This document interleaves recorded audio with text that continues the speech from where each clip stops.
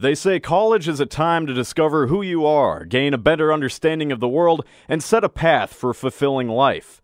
But for most students, it's also a time to accumulate a massive amount of debt as they chase this very expensive piece of paper. There are over 40 million people with student loan debt in America, making for a total of $1.3 trillion of debt nationally, and it's rising at a rate of over $2,700 per second. I'm here on the campus of St. Cloud State University to talk with students to get their thoughts on this looming issue of student loan debt. Are you guys worried? I think it doesn't leave students with much hope after college.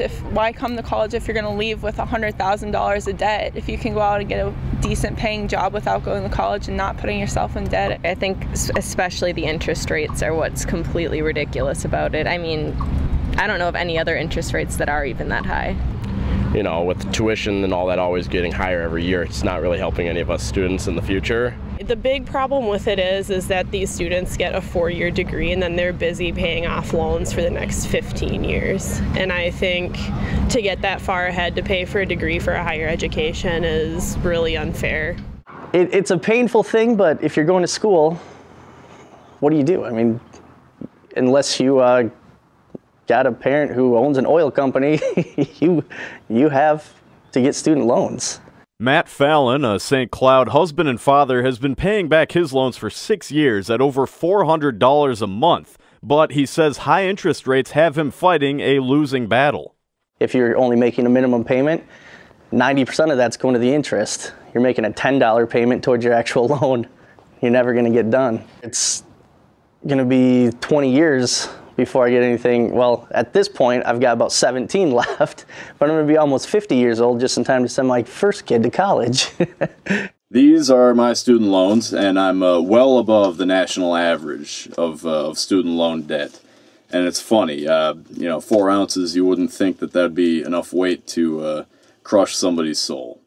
Now that may sound a tad over-dramatic, but considering that the national student loan debt has reportedly grown by $100 billion in the last year alone, coupled with numerous other troubling data, a dramatic reaction should be understandable. Certainly student debt is an important topic, and truthfully it always has been as long as I've been working in this field. Minnesota is currently 5th worst in the nation for student loan debt, as the average student leaves college nearly $31,000 in debt.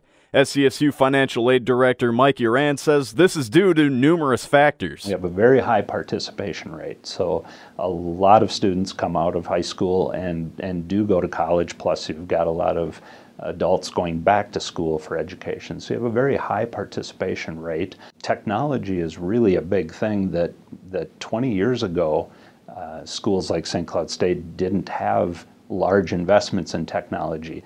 Now, both to run the institution and what students expect in terms of technology, there are those types of costs that have changed the landscape of higher education.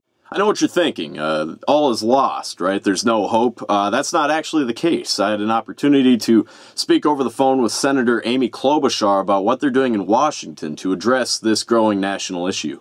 Both kids and their parents have to stop thinking of it as free money, because so many of them, when they accumulate all that debt, the really horror stories, they say to me, that was such a mistake, but it was like free money. It was like free money. I would just sign these things and get these loans. And that's just not how students should be looking at it anymore, because eventually they're going to own that debt. Klobuchar is the Senate ranking member on the Joint Economic Committee, and she says rising student debt has a domino effect on the economy. It really got me interested because I saw what it meant to our economy if we don't have students getting the degrees, or if they're loaded down with debt. And guess what? Then they don't buy a car, they don't buy a house. They're even sometimes afraid to get married because the debt was stopping them from doing it. In March, Klobuchar and Senator Al Franken introduced the In the Red Act, which would help make existing student loans more manageable and support making college more affordable.